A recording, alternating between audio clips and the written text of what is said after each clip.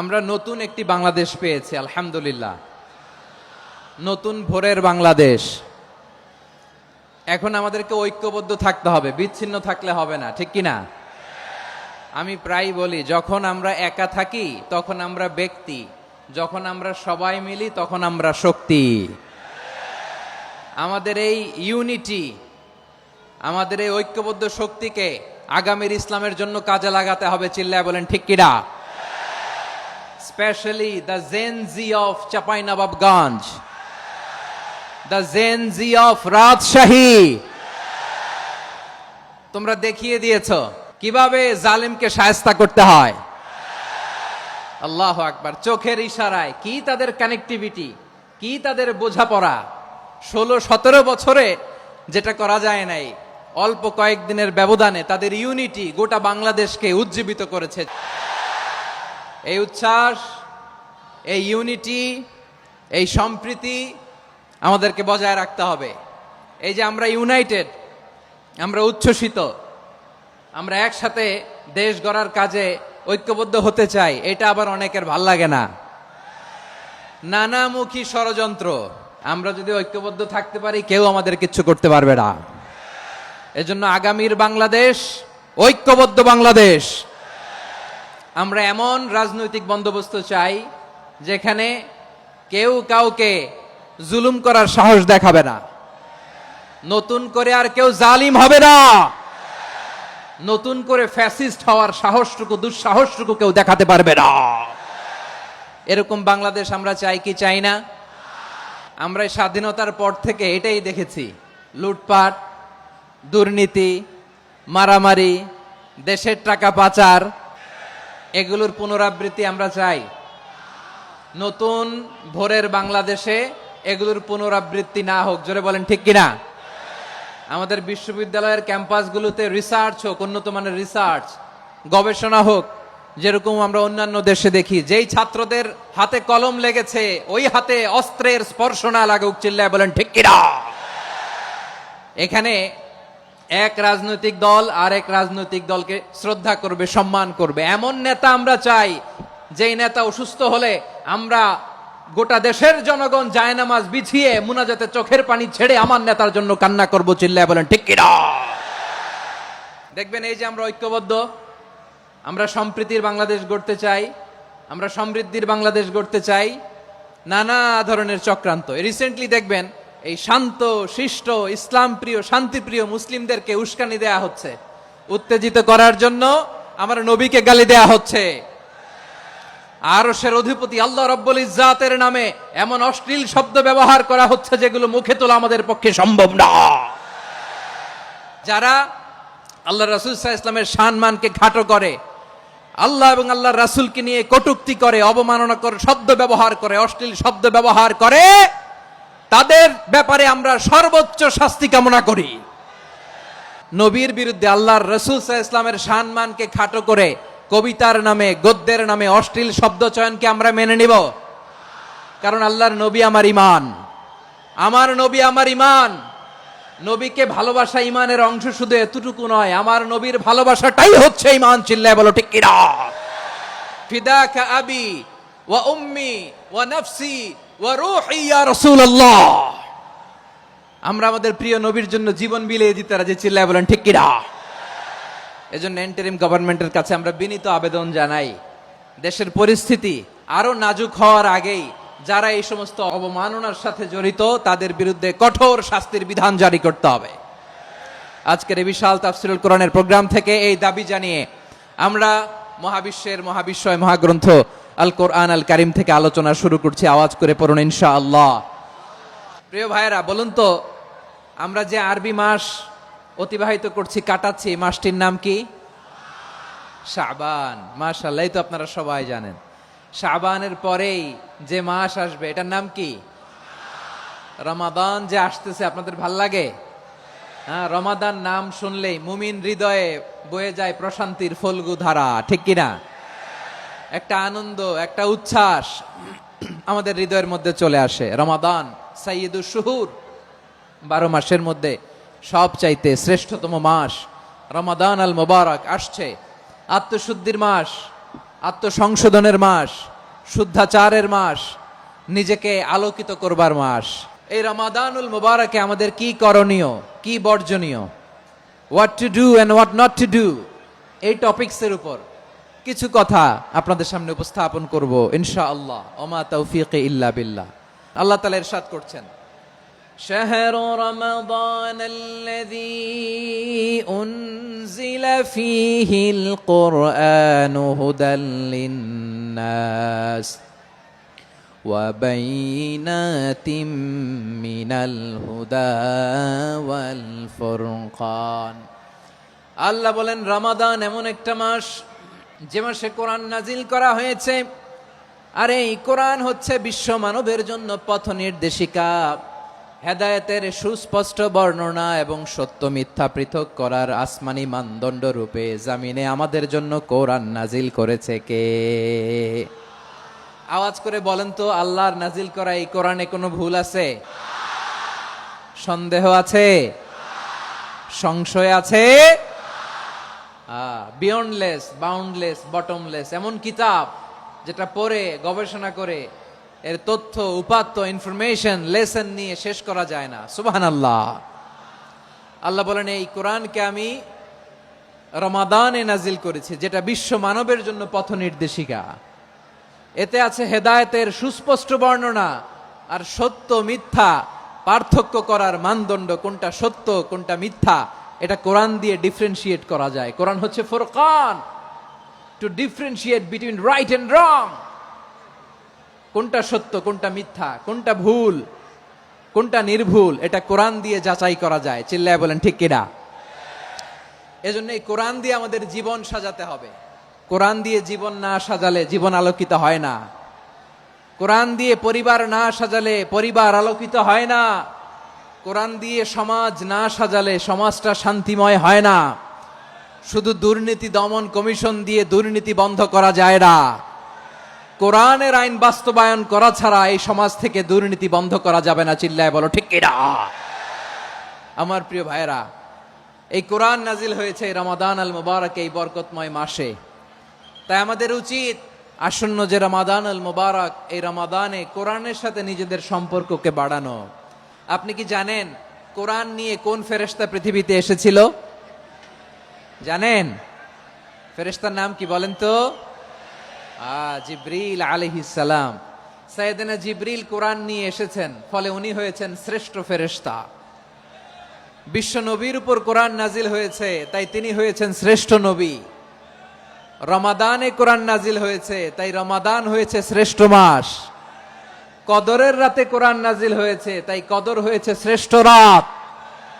আমরাও যদি কোরআনের সাথে সম্পর্ক বাড়াই, আমাদের মর্যাদাও এরকম, আমাদেরকেও শ্রেষ্ঠ মানুষ বানায় দিবে কে? এজন্য কোরআনের সাথে সম্পর্ক বাড়াইতে রাজি আছেন তো? যারাই কোরআনের সাথে সম্পর্ক বাড়ায় এদের মর্যাদা বাড়ায় দেয় কে? শাবান মাস আসলে, রজব মাস আসলে সাহাবারা কি করতেন আসুন আমরা দেখি কিভাবে তারা রমাদানকে ওয়েলকাম জানাতেন। রজব শাবান আসলেই ওনারা রমাদান পর্যন্ত পৌঁছার আকুতি, আগ্রহ আর ফরিয়াদ আল্লাহর কাছে জানাতেন আর বলতেন, ইয়া আল্লাহ, রমজান পর্যন্ত আমাদের হায়াত বাড়িয়ে দাও। আল্লাহুম্মা বাল্লিগনা রমাদান, আল্লাহ তুমি রমজান পর্যন্ত আমাদের পৌঁছে দাও। আল্লাহুম্মা বারিক লানা ফি রজব ওয়া শাবান ওয়া বাল্লিগনা রমাদান, আল্লাহ রজব শাবানে বরকত দাও, আল্লাহ রমজান পর্যন্ত তুমি আমাদেরকে পৌঁছে দাও। আওয়াজ করে পড়ে না আমিন। আমার প্রিয় চাপাই নবাবগঞ্জের ভাইরা, গত বছর অনেকের সাথে আমরা একসাথে রমাদান কাটিয়েছি, তাদের অনেকে দুনিয়াতে এখন বেঁচে নাই, এরকম আছে না নাই? আচ্ছা, এই বছর যদি খুশ নসিব হয় আমাদের, আমরা যদি পাই, আগামী বছরও যে রমাদান আমরা পাবো কোনো গ্যারান্টি আছে? তাহলে আসুন আমরা ভেবে নেই, হতে পারে this Ramadan could be the last and final Ramadan in our life. হতে পারে এই রমাদানই হতে পারে আমার জীবনের শেষ রমাদান। তাই আসুন আমরা আল্লাহর কাছে দোয়া করি, আল্লাহুম্মা বাল্লিগনা রমাদান, আল্লাহ তুমি রমাদান পর্যন্ত আমাদেরকে পৌঁছে দাও। আওয়াজ করে পড়েন আমিন। ইবনু রাজব আল হাম্বলি লাতাইফুল মাআরিফের মধ্যে লিখেছেন, সাহাবারা ওনারা রমাদান কেন্দ্রিক, আমাদের সালাফ সালফে সালিহিনরা রমাদান কেন্দ্রিক জীবন কাটাতেন। ওনারা রমজান আসার 6 মাস আগে আল্লাহর কাছে দোয়া করতেন, আল্লাহ রমজান পর্যন্ত পৌঁছে দাও। রমজান চলে যাওয়ার পরে বাকি 6 মাস আল্লাহর কাছে দোয়া করতেন, আল্লাহ এই রমাদানে যে ইবাদত করেছি ইবাদত গুলো তুমি কবুল করে নাও সুবহানাল্লাহ। তাহলে পুরো বছর রমাদান কেন্দ্রিক জীবন। রমজান আসার আগে 6 মাস দোয়া করতো আল্লাহ আমরা যেন রমজান পাই। রমজান চলে যাওয়ার পরে বাকি 6 মাস বলতো আল্লাহ রমজানে যে ইবাদত করেছি এগুলো তুমি কবুল করে নাও সুবহানাল্লাহ। আবার এই শাবান মাসে আল্লাহর হাবিব সাল্লাল্লাহু আলাইহি ওয়াসাল্লাম সবচেয়ে বেশি রোজা রাখতেন। এই শাবান শেষে আমাদের মধ্যে আগমন করবে রমাদান, এবং এই রমাদানুল মুবারক আল্লাহ তাআলা আমাদের জন্য সিয়াম ফরজ করেছেন। কি ফরজ করেছেন? তিনি সূরাতুল বাকারার 183 নম্বর আয়াতে ইরশাদ করছেন, রাব্বুল আলামিন বলেন, ইয়া আইয়ুহাল্লাযীনা আমানু কুতিবা আলাইকুমুস সিয়ামু কামা কুতিবা আলাল্লাযীনা মিন ক্বাবলিকুম লাআল্লাকুম তাত্তাকুন। আল্লাহ বলেন, ও বিশ্বাসীরা শোনো শোনো, তোমাদের জন্য সিয়ামকে ফরজ করা হয়েছে ঠিক যেমন ভাবে তোমাদের পূর্ববর্তী উম্মতদের উপরও সিয়ামকে ফরজ করা হয়েছিল, লাআল্লাকুম তাত্তাকুন, যাতে করে তোমরা সবাই মুত্তাকি হতে পারো। সুবহানাল্লাহ বলেন, যাতে করে তোমরা আল্লাহ সচেতন হতে পারো। তাহলে সিয়ামকে, এই সামনে যে রমাদান আসতেছে আমার প্রিয় ভাইয়েরা, এই পুরো রমাদান ব্যাপী সিয়াম সাধন করা, সিয়াম পালন করাকে আমাদের জন্য ফরজ করে দিয়েছে কে? এটা শুধু আমাদের উপরই ফরজ না, আমাদের আগে যত জাতিগোষ্ঠী এই পৃথিবীতে এসছে সবার উপরে সিয়াম পালনকে ফরজ করেছে কে? তবে ধরনটা ভিন্ন ছিল, এক এক জাতিগোষ্ঠীর জন্য এক এক ধরনের ছিল। আমাদের জন্য সিয়াম ফরজ টানা 1 মাস 30 দিন বা 29 দিন। পূর্ববর্তী অনেক উম্মতের উপর 1 মাস ছিল না, 3টা ফরজ ছিল। কয়টা? প্রতি মাসের 13, 14, 15 ফরজ ছিল তাদের জন্য। কারো জন্য শুধু একটা, আশুরার রোজা। কোন কোন উম্মতের জন্য 10টা। কোন কোন উম্মতের জন্য রোজা ফরজ ছিল মৌনতার রোজা, আরবিতে বলে সৌমুল ইনসাত, মানে সারাদিন খেতে পারবে, পান করতে পারবে, স্ত্রীর সাথে মেলামেশা করতে পারবে, কিন্তু কথা বলতে পারবে না। কথা বললেই তাদের রোজা ভেঙে যেতে। পড়েন সুবহানাল্লাহ, কি অদ্ভুত ব্যাপার! মৌন সম্মতির রোজা। যেমনটি সাইয়্যিদাতুনা মারিয়াম আলাইহাস সালাম বলেছেন, ইন্নী নাযারতু লির-রাহমানি সাওমা ফালান উকাল্লিমাল ইয়াওমা ইনসিয়া। তিনি বলেছেন, আজকে আমি রহমানের জন্য, মানে আল্লাহর জন্য রোজা মানত করেছি, আজকে আমি কারোর সাথে কথা বলতে পারবো না। তো রোজা রাখলে কথা বলতে পারবে না কেন? কারণ ওই শরীয়তে রোজার বিধান ছিল সকাল থেকে সন্ধ্যা খেতে পারবেন, পান করতে পারবেন, কিন্তু কথা বলতে পারবেন না। কথা বললেই রোজা ভেঙে যেত। সুবহানাল্লাহ বলেন। তাহলে সব জাতিগোষ্ঠীর উপরে রোজা ফরজ ছিল, কিন্তু ধরনটা ভিন্ন ছিল। মজার ব্যাপার হচ্ছে, আপনি বর্তমানেও বিভিন্ন ধর্মের দিকে তাকান, বৌদ্ধ ধর্ম, হিন্দু ধর্ম, খ্রিস্ট ধর্ম, তাদের মধ্যেও রোজা আছে। ইংরেজরা, খ্রিস্টানরা এটাকে বলে ফাস্টিং। কি বলে? ফাস্টিং। আমাদের হিন্দু ভাইয়েরা বলে উপবাস। তারা কি বলে? উপবাস। আবার এখন আন্দোলনেরও একটা মাধ্যম হয়েছে এটা, না খেয়ে থাকা। এটারে বলে অনশন। এটারে কি বলে? অনশন ধর্মঘট। মানে আমাদের দাবি না মানলে আমরা খাবো না, রোজা রাখলাম। তারপরে আধুনিক বিজ্ঞান এটার একটা নাম দিয়েছে না খেয়ে থাকাকে, অটোফিজি। কি বলে? অটোফিজি। জাপানের এক চিকিৎসা বিজ্ঞানী এই অটোফিজির উপর গবেষণা করে সে নোবেল পেয়েছে। এজন্য আল্লাহ তাআলা আমাদের জন্য গোটা রমাদানে এই সিয়ামকে ফরজ করে দিয়েছেন। আওয়াজ করে বলেন আল্লাহু আকবার।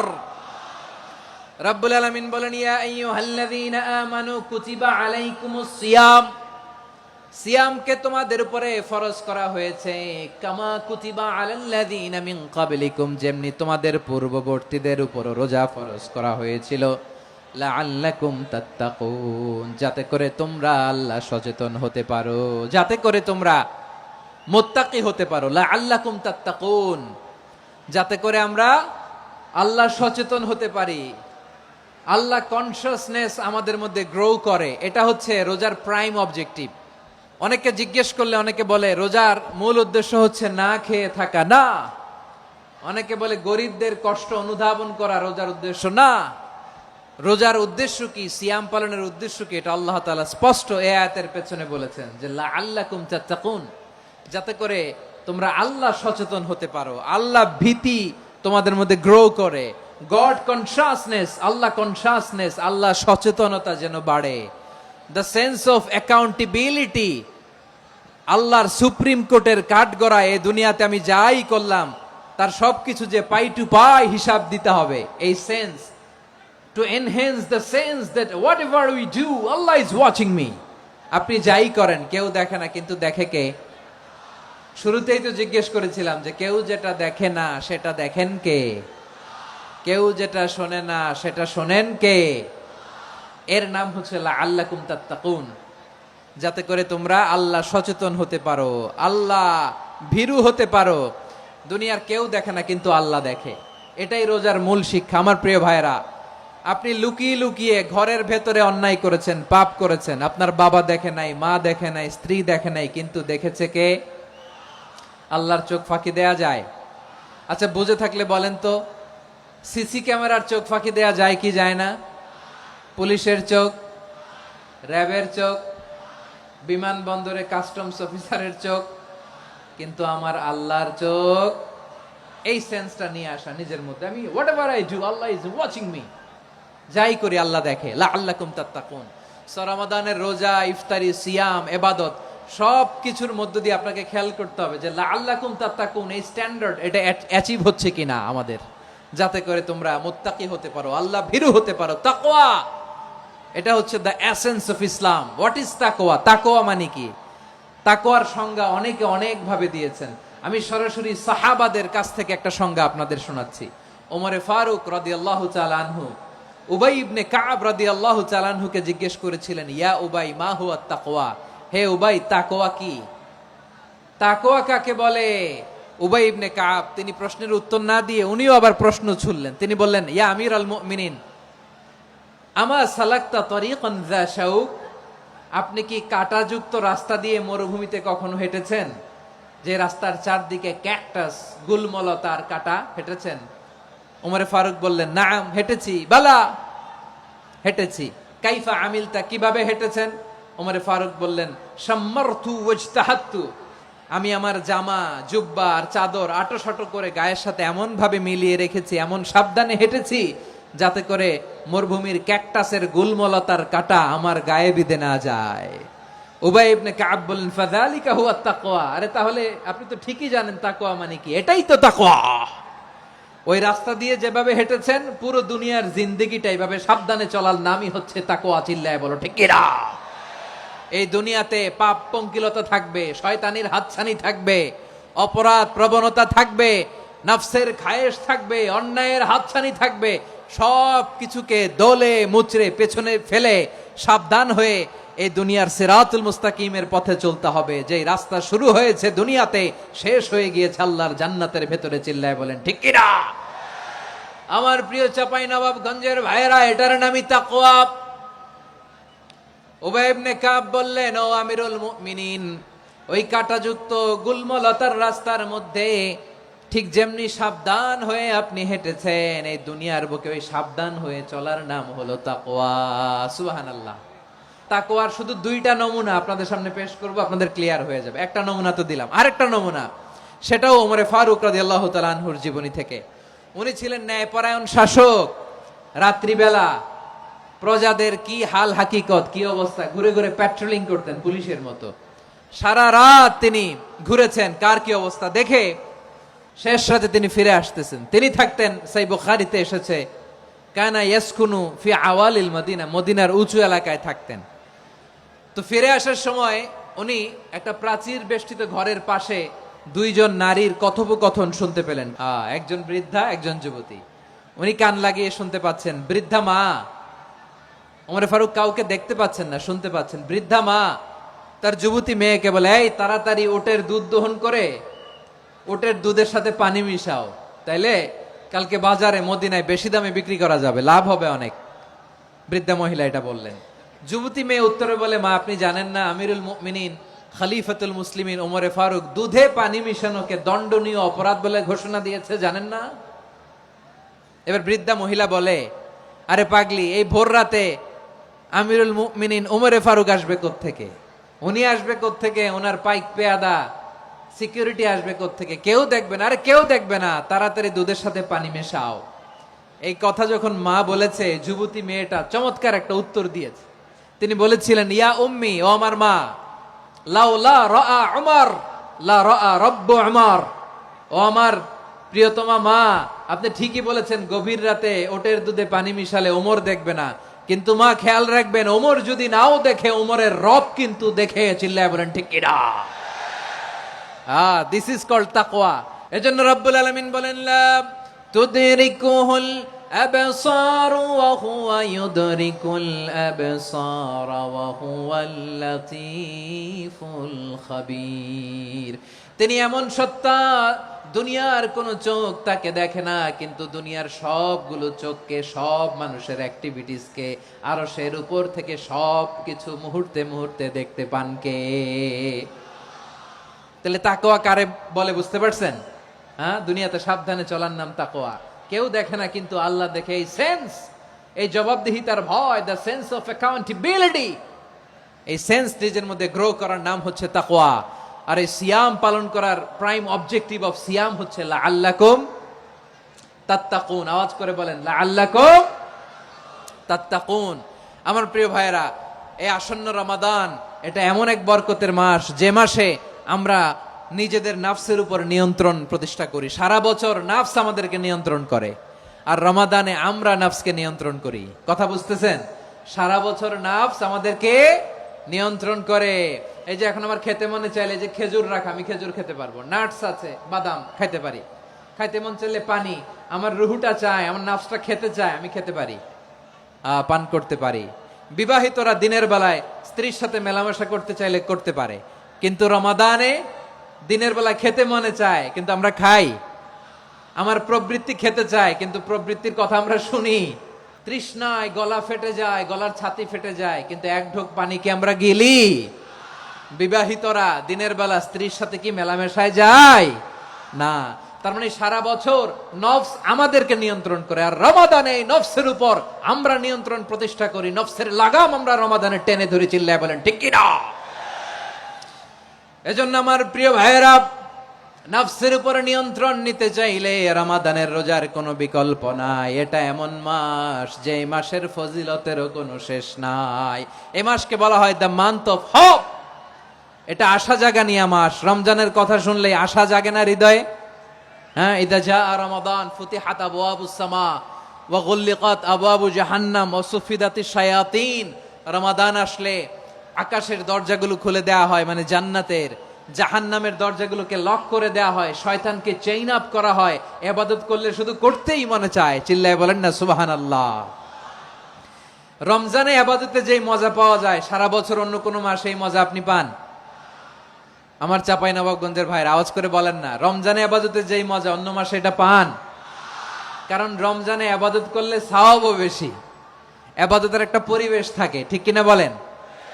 অন্য মাসে ইবাদত করলে এর সওয়াব পাওয়া যায় গাণিতিক হারে, রমজানে ইবাদত করলে সওয়াব বাড়তে থাকে জ্যামিতিক হারে। সুবহানাল্লাহ কইবেন না?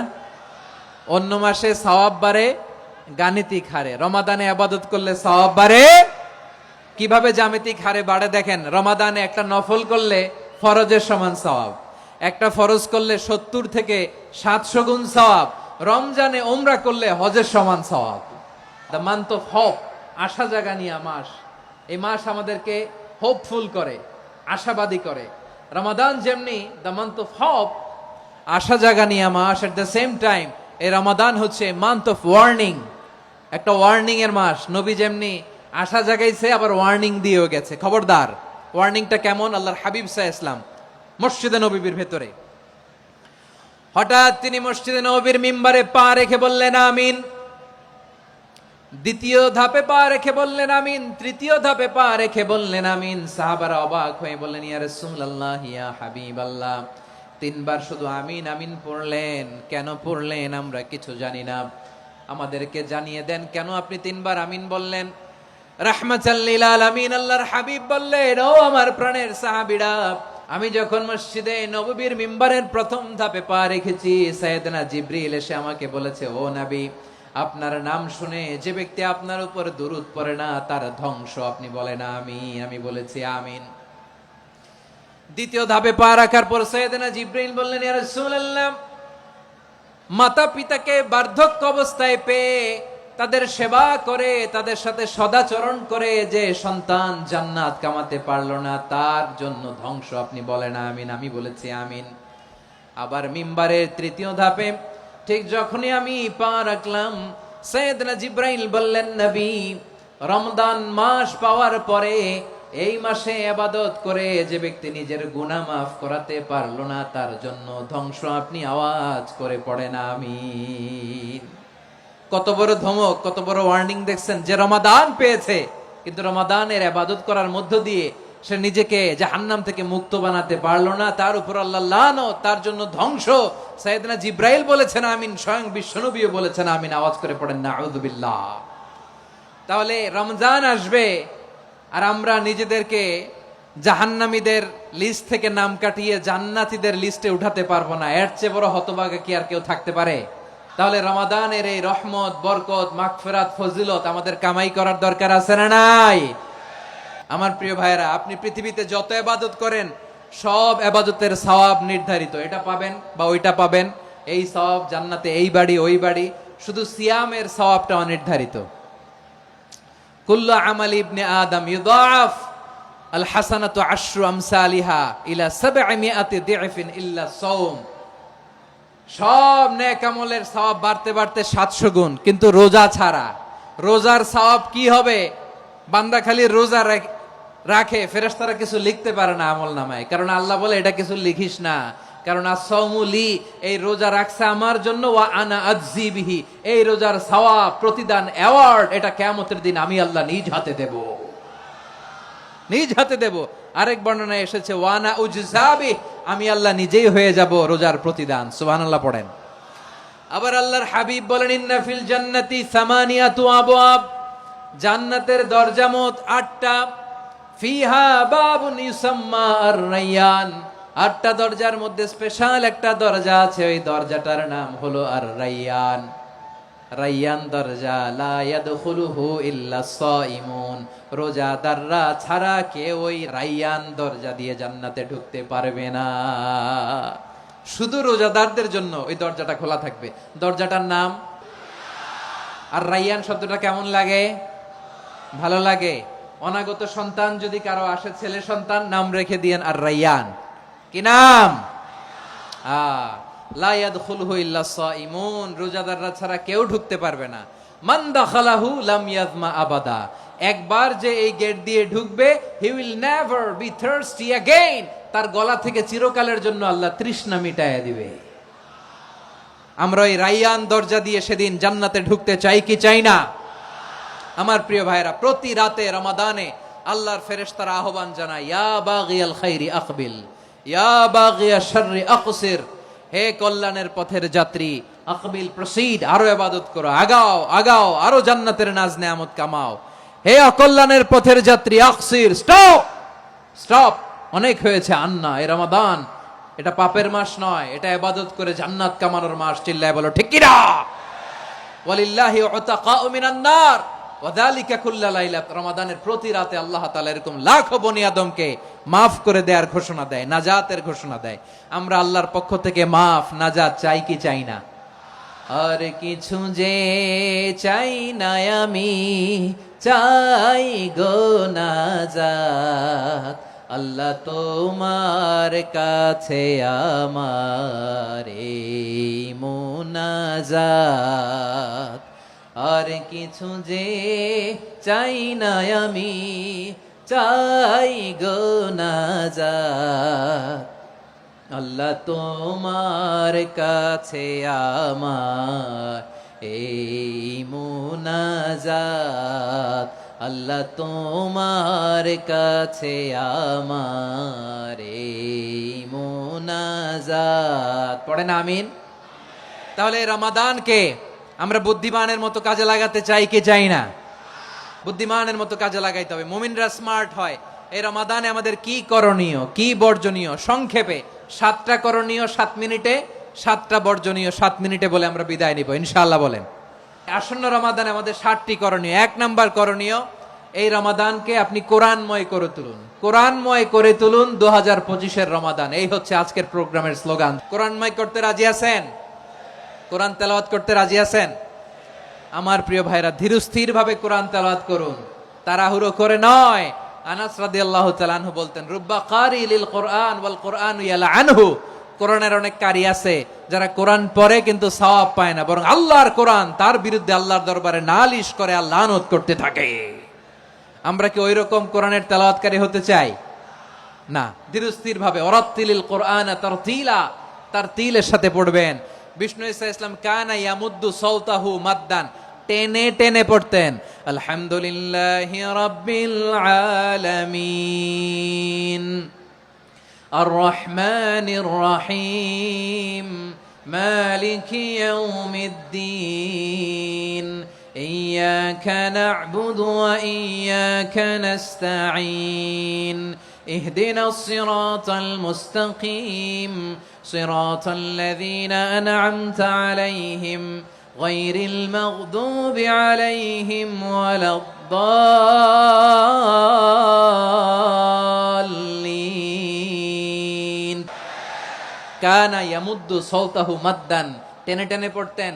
ওয়া কানা ইউকাত্তিউ আয়াতান আয়াতান, প্রত্যেক আয়াত পড়ে পড়ে তিনি থামতেন। এভাবে কোরআন পড়তে হবে। আমাদের অনেক মা বোনেরা আজকের এই চাঁপাইনবাবগঞ্জের প্রোগ্রামের অনেকগুলো মহিলা প্যান্ডেল আমি ল্যান্ডিং করার সময় দেখেছি।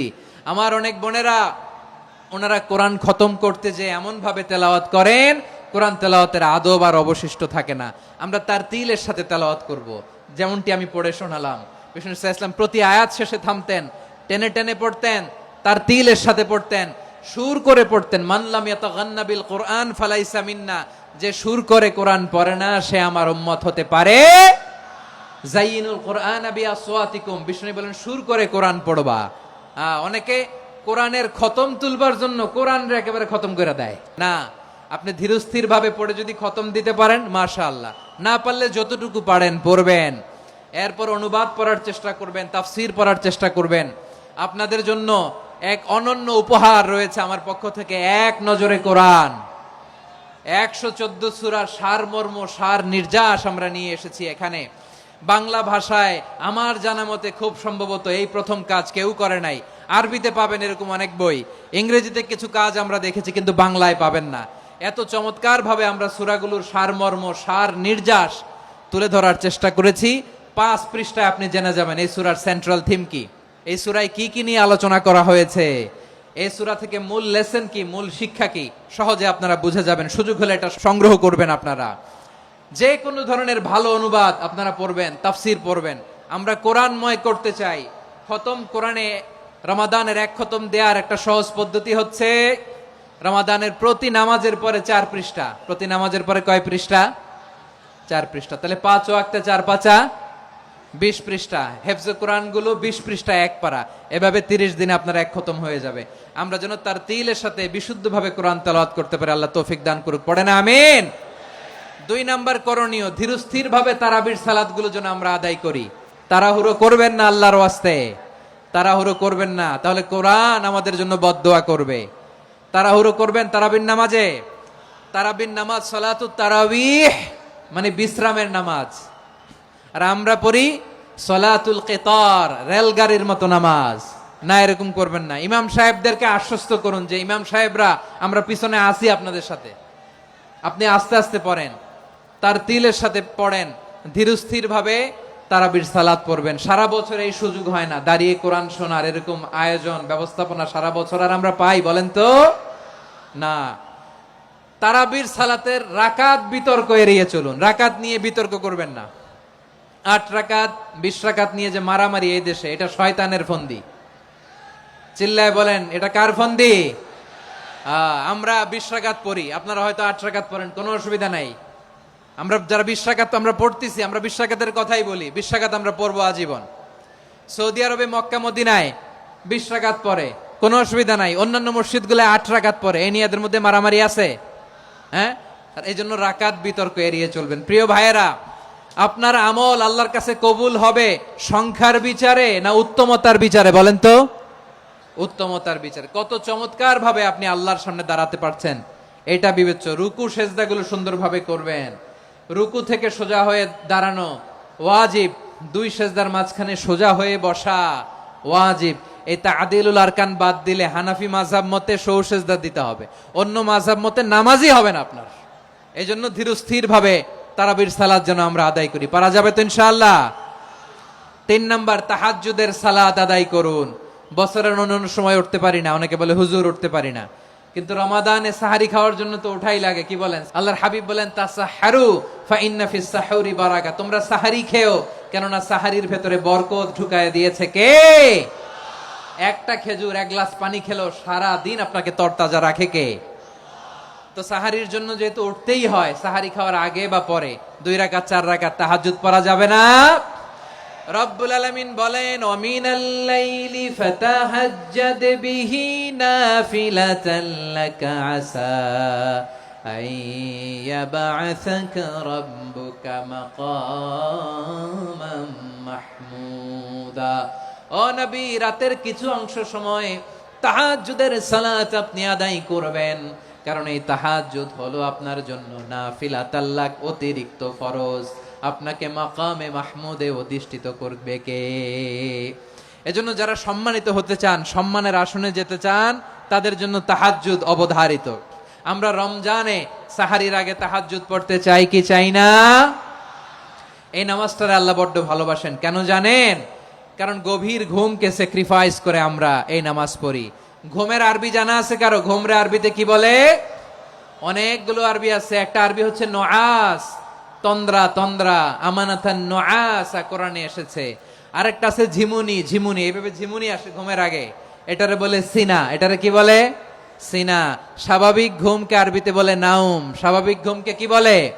এই সিনা আর নাউমকে আল্লাহ এক আয়াতে এনেছেন, লা তাখুযুহু সিনাতু ওয়ালা নাউম। আল্লাহর তন্দ্রা নাই, ঘুম নাই, ঘুমের আগে যে তন্দ্রা আছে ওইটাও নাই। তাহলে নুআস, সিনা, নাউম পেলাম।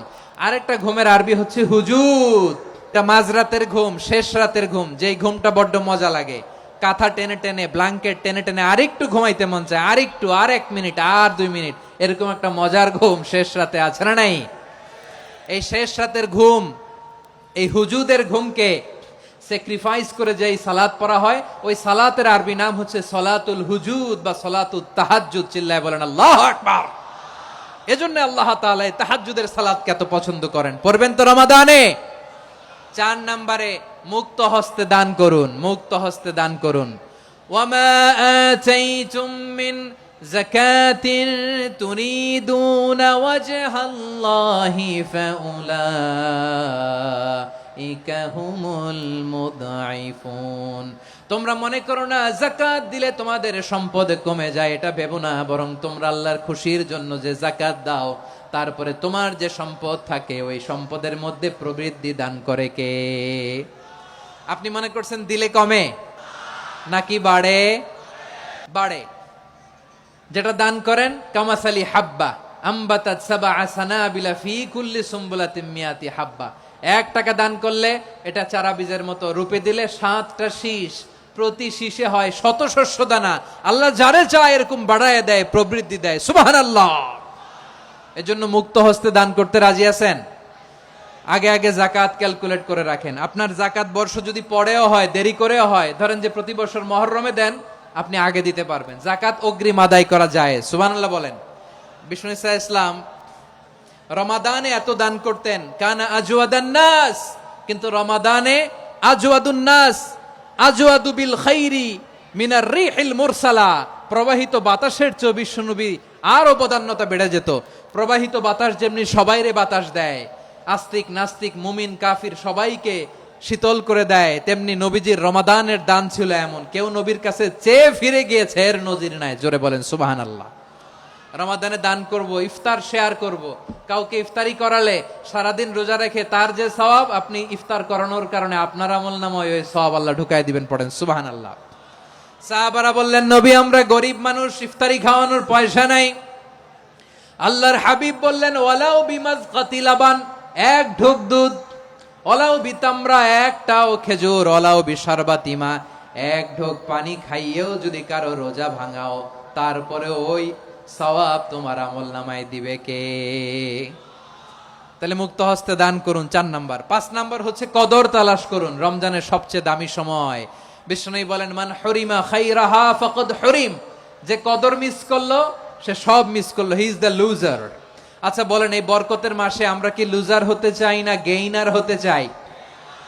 ইন্না আনজালনাহু ফি লাইলাতিল কদরি ওয়া মা আদরাকা মা লাইলাতুল কদর লাইলাতুল কদরি খায়রুম মিন আলফি শাহর। পড়েন আল্লাহু আকবার। লাইলাতুল কদরি খায়রুম মিন আলফি শাহর, হাজার মাসের চেয়েও সেরা। 1000 মাসে হয় 83 বছর 4 মাস। 83 বছর 4 মাস টানা ইবাদত করলে যেই সওয়াব, কদরের রাতে ইবাদত করলে অতটুকু সওয়াব আপনি পাবেন, আল্লাহ সেটা বলে নাই। আল্লাহ বলে তার চাইতে বেশি সওয়াব দিয়ে আপনার আমলনামা ভরে দিবে কে? কদর যেন মিস না হয়। 21, 23, 25, 27, 29 নাকি খালি 27? না, ফালতামিসু ফিল আশরিল আওয়াখিরি ফিল মিনাল ভিতরি, রমজানের শেষ দশকের বেজর রাতগুলোকে কদর হিসেবে তালাশ করো। আল্লাহর হাবিব সাল্লাল্লাহু আলাইহি ওয়াসাল্লাম শেষ 10 দিন টানা ইবাদত করতেন, টানা ইবাদত। ইদা জাআল আশরু আহিয়াল লাইলা আইকাযা আহলা ওয়া জাদ্দা ওয়া শাদ্দাল মিজার, সারা রাত জেগে ইবাদতের নজির নবীজির নাই, শুধু রমজানের শেষ দশক ছাড়া। সুবহানাল্লাহ বলেন। নিজেও ঘুমাতেন না, ফাতেমা রাদিয়াল্লাহু তাআলা আনহু, আলী রাদিয়াল্লাহু তাআলা আনহু কাউকে ঘুমাতে দিতেন না, সবাইকে জাগিয়ে তুলতেন। আমরা সারা রাত জেগে ইবাদত করব, রাজি আছেন তো? কদর যেন আমাদের মিস না হয়। আজকে থেকেই ক্যালেন্ডারে মার্ক করে রাখেন, সব কাজ পেছনে ফেলে, সব ব্যস্ততাকে পেছনে ফেলে ইবাদতের জন্য আমরা প্রস্তুত থাকব কদরের রাতে। কোনোভাবে কদর যেন আমাদের মিস না হয়, ইনশাআল্লাহ। বলেন তো সবাই। 6 নম্বরে পারলে ইতিকাফ করবেন। আল্লাহর হাবিব সাল্লাল্লাহু আলাইহি ওয়াসাল্লাম প্রতি বছর 10 দিন ইতিকাফ করতেন। যে বছর ইন্তেকাল করবেন সে বছর 20 দিন ইতিকাফ করেছেন। আপনি বলবেন হুজুর ইতিকাফ না করলে সমস্যা কি? আমার নবী একটা ইবাদত সারা জীবনেও ছাড়ে নাই, আর আপনি জীবনে একবারও করেন নাই। এবার হিসাব আপনার কাছে। না পারলে অন্তত রাত্রি বেলাগুলো মসজিদে কাটাবেন, পারবেন তো ইনশাআল্লাহ? সব শেষে শিশু এবং নারীদের ব্যাপারে বিশেষ খেয়াল রাখবেন। শিশুদের রমাদানের ব্যাপারে উৎসাহ দেন, তাদের প্রস্তুতি নেওয়ান, তাদেরকে রোজা রাখতে দিবেন। আমার ভাইয়েরা এবং বোনেরা, পর্দার আড়ালে মায়েদেরকে বলবো, চাপাই নবাবগঞ্জের মায়েরা, 1 দিন 2 দিন না খেয়ে থাকলে আপনার ছেলে মেয়ে মারা যাবে না। ওদেরকে উৎসাহিত করেন, ওদের ছোট্ট যারা রাখতে দেন, বলেন যে বাবা সকাল থেকে দুপুর পর্যন্ত না খেয়ে থাকলে তোমার অর্ধেক রোজা, এরকম 2 দিন অর্ধেক মিলে তোমার 1 রোজা। এরকম আমি কত রোজা রাখছি ছোটবেলায় কোনো হিসাবই নাই। আমার দাদি বলতো সকাল থেকে না খেয়ে দুপুর 12টা পর্যন্ত রাখলে নাকি অর্ধেক হয়, এরপরের দিন অর্ধেক, 2 অর্ধেক মিলে 1 রোজা। এটা তো আসলে রোজা হয় না, কিন্তু তাকে উৎসাহ দেয়া। ইফতার প্রোগ্রামগুলোতে নিবেন আমাদের বাচ্চাদেরকে, দেখবেন যে ওর ক্ষুধা লাগতেছে, খায় না, কারণ কেউ খায় না। একজন আজান দিচ্ছে, সবাই খেজুর নিয়ে ইফতার করতেছে। এই দৃশ্য, এই ট্রেডিশন, এই ইবাদত, এই তারবিয়া ওর আগামীর জীবনটাকে সুন্দর করবে। চিল্লায়া বলেন ঠিক কি না? এভাবে আগামীর প্রজন্মকে আমাদের গড়তে হবে। শিশুদের রোজার ব্যাপারে প্রস্তুতি নিন, উৎসাহ দিন। আর নারীদেরকে কষ্ট দিবেন না। সারা দিন পেঁয়াজু, আলুর চপ, বেগুনি, পাকোড়া, ছোলা, মুড়ি, শরবত, রুয়াবজা আছে না নাই, বানাতে বানাতে আমাদের বোনেরা কাহিল হয়ে যায়, আর তারাবি পড়তে পারে না, ইবাদত করতে পারে না। আমরা যেন আমাদের বোনদের প্রতি ইহসান করি, পারবেন তো সবাই? এই 7টি করণীয়, 7টি বর্জনীয়। 1 নাম্বার, বিলম্বে ইফতার করবেন না কখনো। 1 নাম্বার, দেরি করে ইফতার করা নিষিদ্ধ। ইহুদিরা দেরি করে ইফতার করে। লা ইয়াজালুন নাসু আলা খাইরিন মা আজ্জালুল ফিতরা।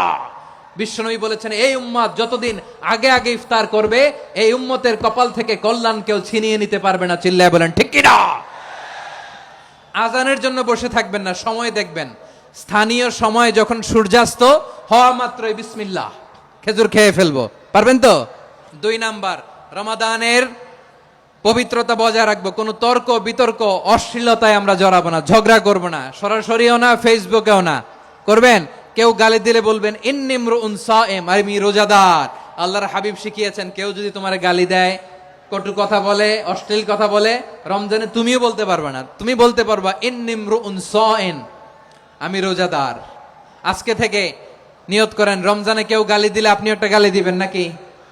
কি বলবেন? রোজাদার, রমজানের পবিত্রতা আমি ভঙ্গ করতে পারবো না। অশ্লীল নাটক, সিনেমা আমরা দেখবো না। ব্যাড হ্যাবিট থাকলে রমাদানে এটা ছাড়ার মহা সুযোগ। স্মোকিং এর অভ্যাস আছে অনেকের, ঠিক কিনা? যদি কারো থাকে, কে করে হাত তোলালাম না আমি। এই রমাদানে এই স্মোকিং হ্যাবিট থেকে আমরা বেরিয়ে আসবো, ঠিক কিনা বলেন? তিন নাম্বার, আমরা মিথ্যা বলবো না। বিশ্বনবী বলেন, মানলাম ইয়াদা কাওলা যুরি ওয়াল আমালা বিহ ফালাইসা লিল্লাহি হাজাতুন ফি আইয়াদা তাআমাহু ওয়া শারাবা। যে রমজানে মিথ্যা কথা, মিথ্যা কাজ, মিথ্যা সাক্ষী ছাড়তে পারে নাই, তার না খেয়ে থাকা, উপবাস থাকা দিয়ে আল্লাহর কিছু যায় আসে না। এজন্য মিথ্যার সাথে আমাদের কোনো সম্পর্ক আছে? মিথ্যা বলবো না। চার নাম্বার, অপচয় করব না। ইন্নাল মুবাযযিরিনা কানু ইখওয়ানাশ শায়াতিন ওয়া কানা শাইতানু লিরাব্বিহি কাফুরা। অপচয়কারী শয়তানের ভাই। আচ্ছা, যে শয়তানের ভাই ও নিজেও আরেকটা কি? শয়তান। অপচয় করব না। ইফতারি করতে যে আমরা অনেকে অপচয় করি, এগুলো করবেন আপনারা না। অপচয় অপব্যয় করব না। 5 নম্বরে রিয়া, লোক দেখানো ইবাদত আমরা করব না। লোক দেখানোর জন্য নামাজ, রোজা, জিকির, তেলাওয়াত, দান সদকা এগুলো করলে আল্লাহর দরবারে এগুলো কবুল হবে। বিশ্বনবী বলেন, দাজ্জালের ফিতনার চেয়ে একটা বড় ফিতনার ভয় আমি করি, সেটা কি? আর রিয়া, শো অফ মেন্টালিটি, লোক দেখানো মানসিকতা। এটা থেকে আমরা বিরত থাকবো ইনশাআল্লাহ। 6 নাম্বার, অনেক গুরুত্বপূর্ণ, ব্যবসায়ী ভাইয়েরা, অনেক অসাধু ব্যবসায়ী আছে রমজান আসলে নিত্য প্রয়োজনীয় পণ্যের মূল্য বৃদ্ধি করে দেয়। এরকম আছে না নাই? এগুলো করবেন না। মজুদদারি করবেন না। পণ্যের কৃত্রিম সংকট বাজারে করবেন না। আপনি লাখ টাকা কামায়া ভাবছেন যে রোজাদারদের কষ্ট দিয়ে ধনী হবেন, এমন রোগ আল্লাহ আপনারে দিবে, কোটি টাকা দিয়েও আপনি হাসপাতালের বিল পরিশোধ করার ক্ষমতা আপনার হবে না। খবরদার। শেষ বয়সে দেখবেন কি কষ্ট আপনার হয়। আপনি রোজাদারদের কষ্ট দিচ্ছেন, আল্লাহ আপনার সুখে রাখবে? আল্লাহর দোহাই লাগে, আমার ব্যবসায়ী ভাইয়েরা এটা করবেন না। আরব বিশ্বে আমরা দেখেছি, আরব বিশ্বের ব্যবসায়ীরা সারা বছরে ব্যবসা করে, রমজানে ভর্তুকি দেয়। আর আমার দেশের কিছু অসাধু ব্যবসায়ী রমজানে গলাকাটা ব্যবসা করে আর সারা বছর সেইটার উপর দিয়ে চলে। চিল্লায় বলেন ঠিক কিনা? করবেন না, এটা করবেন না। নিত্য প্রয়োজনীয় পণ্যের মূল্য বৃদ্ধি করা হারাম, পণ্যের কৃত্রিম সংকট তৈরি করা হারাম, মজুদদারি করা হারাম, রোজাদারদেরকে কষ্ট দেয়া হারাম, এটা করবেন না। 7 নম্বরে সর্বশেষ কথা, অধীনস্থ যারা আছে তাদের কাজের চাপ আপনারা কমিয়ে দিবেন। কাজের লোক, ফ্যাক্টরির ওয়ার্কার, স্টাফ, তাদের প্রতি যদি রহম করেন, আপনার উপর রহম করবে কে? এই পবিত্র রমাদানে 7টা করণীয়, 7টা বর্জনীয় মনে রাখা যাবে তো ইনশাআল্লাহ? রমজানের 7টা করণীয় এবং বর্জনীয় যে আমরা শুনলাম, পালন করার তৌফিক দান করো।